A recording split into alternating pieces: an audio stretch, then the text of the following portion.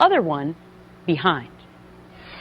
So, just days after Ted Cruz and John Kasich tried to unite to stop Donald Trump from winning the GOP nomination, some possible signs of trouble in their alliance. Kasich's team saying earlier this week they'll focus their energy on elections in Oregon and New Mexico, while Cruz can concentrate on Indiana. Cruz's newly named running mate offering some harsh advice, though, to Kasich. Yes, he's racking up delegates, so is Ted Cruz. I actually think the person you should be asking this question to is John Kasich. He didn't get the memo. When you can't win, you need to get out. Okay, so when you can't win, you need to get out. Let's just start with that one right off the bat. Really, if you mathematically can't win like John Kasich and Ted Cruz, why do they both have to get out? Well, they don't, is the point, and neither one of them have, even though they're both mathematically precluded from being able to get 1,237 votes or delegates before the convention. A little hypocrisy on Carly's part. You would think she would know better than to even make that kind of a statement. But let's get back to the beginning. It's rare that you actually get a clip that has so much in it like this one, but here we go.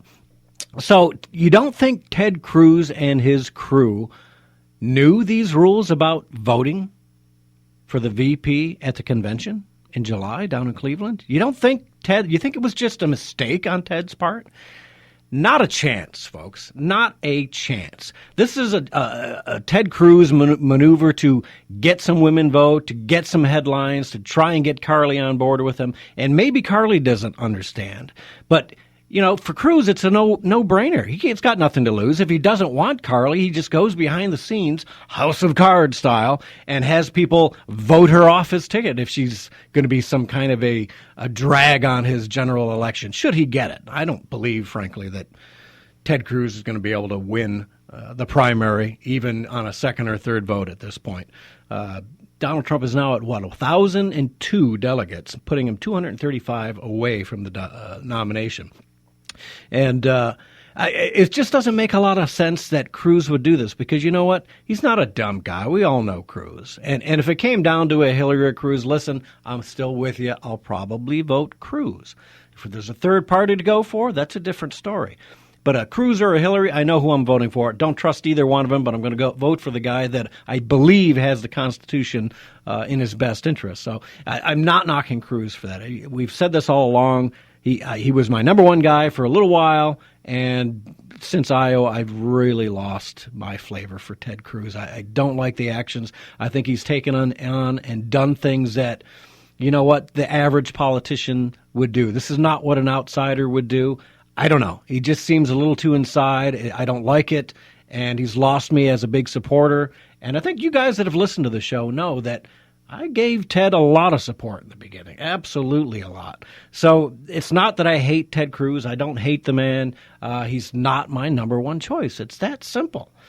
So what you got to look at is what the reasons, and I think all these candidates, and that includes Trump. You guys know I'm a Trump supporter, but you know what? Everything everybody does has some kind of an agenda to it. So look beyond the headlines and look beyond looking at a women's vote and doing this. I think there's something else going on there.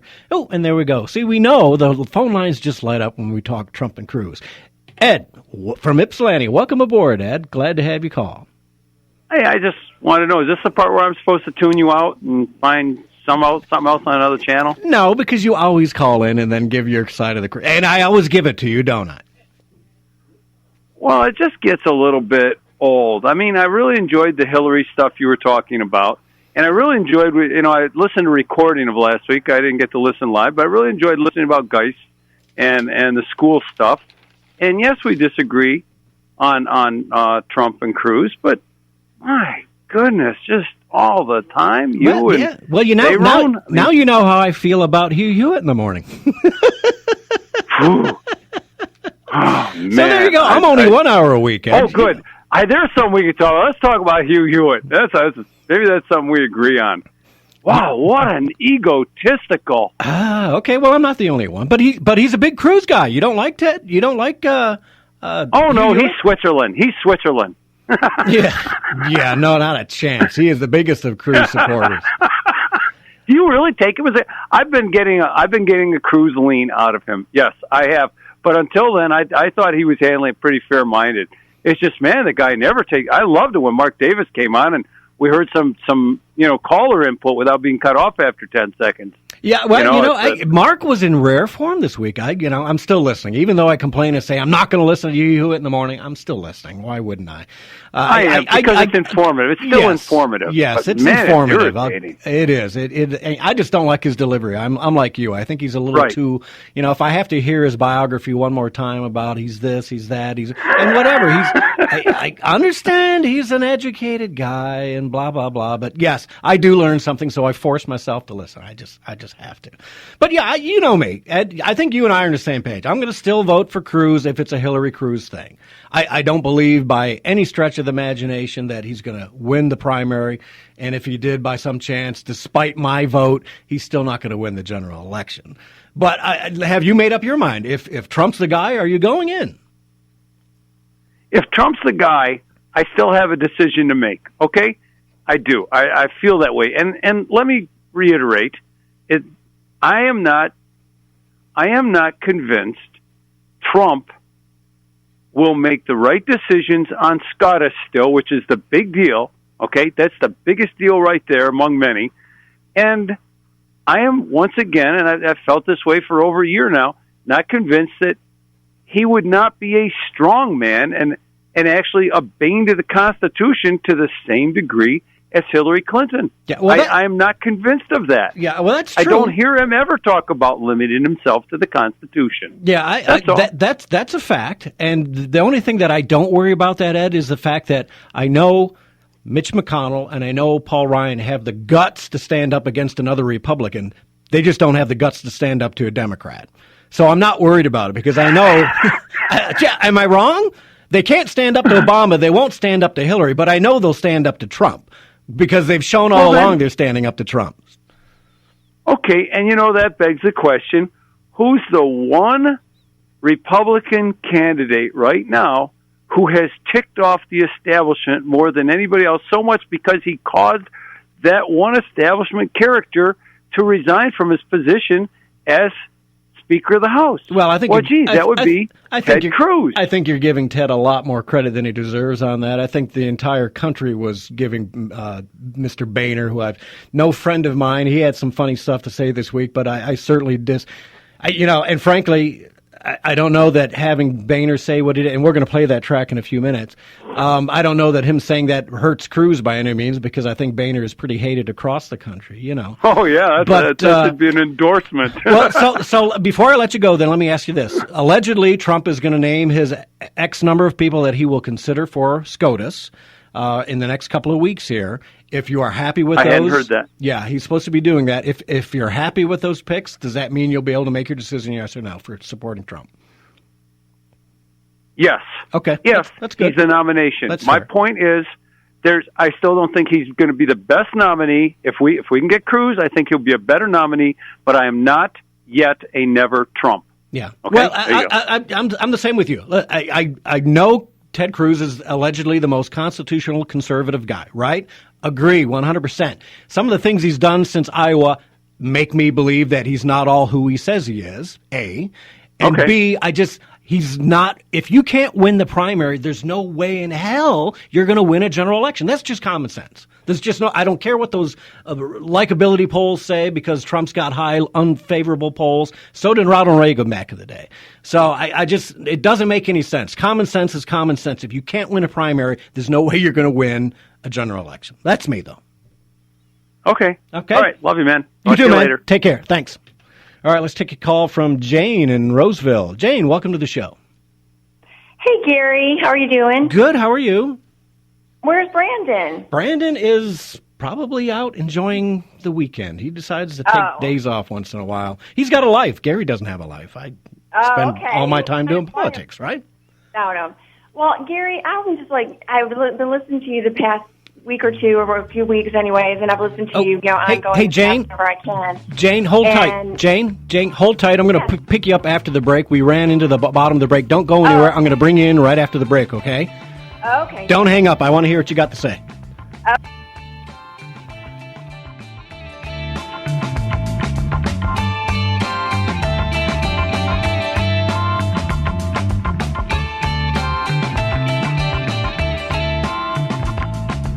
People People are always on the move, driving to work, getting the groceries, hauling the kids to practice. How do they keep up to date? They listen to Wham Talk 1600 just like you. If you're a business owner, your message can reach these people wherever their travels take them. People tune to Wham Radio for intelligent conversation with hosts like Hugh Hewitt, Glenn Beck, Tyrone X, and Dana Lesh. They stay tuned in for Fox News updates, and they'll stay tuned for your message as well. Call 734-971-1600 today and advertise your business on Wham Talk 1600 and whamradio.com.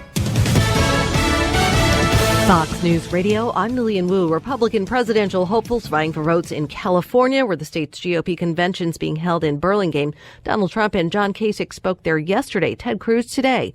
After the West Coast campaigning, the attention turns to Tuesday's primary. Everybody's back to Indiana because the fight for the Hoosier State is very critical this year. That could make the difference between whether Donald Trump gets a majority of delegates before the convention or if they have to go to a floor fight in July. Fox's John Roberts. Former President Bill Clinton stumping in Kokomo, Indiana, saying Hillary Clinton disapproves of all this blanket condemnation of Muslim Americans. Most of them are moderate, freedom-loving, and terror-hating, and we need them to help us win this battle. And a woman's died after being hit by a sightseeing duck boat in downtown Boston earlier today.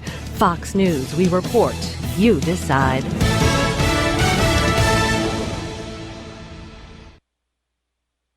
It's time now for Wham Talk 1600's Community Calendar with Brandon Drake. Michigan may be voting to legalize marijuana in the November 2016 general election. Come to participate in a pro-con discussion featuring Jeffrey A. Hank, Lansing attorney and executive director of the ballot group MI Legalize, and Chief Robert Stevenson, retired executive director, Michigan Association of Chiefs of Police. It'll be at the Plymouth Community Forum Tuesday, May 3rd at Plymouth District Library, 223 South Main Street in Plymouth. It'll take place from 7 to 8:45 p.m.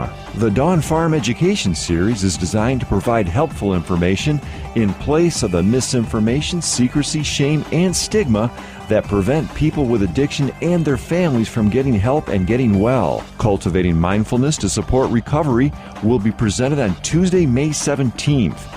The Recovering Body will be presented on Tuesday, May 24th, and in the doctor's office, Recovery Friend or Foe will be presented on Tuesday, May 31st. All presentations take place from 7:30 p.m. to 9 p.m. at St. Joseph Mercy Hospital Education Center Auditorium, 5305 Elliott Drive in Ypsilanti. Admission is free. For more information, call 734-485-8725 or visit dawnfarm.org. Habitat for Humanity of Huron Valley helps local low-income families obtain the dream of homeownership for themselves and their families. To learn more, call 734-677-1558 or visit www.h4h.org.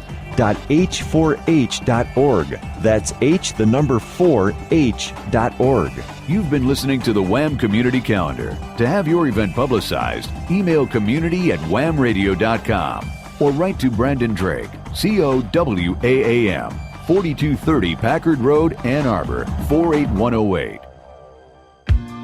You're listening to The Drift on Wham Talk 1600.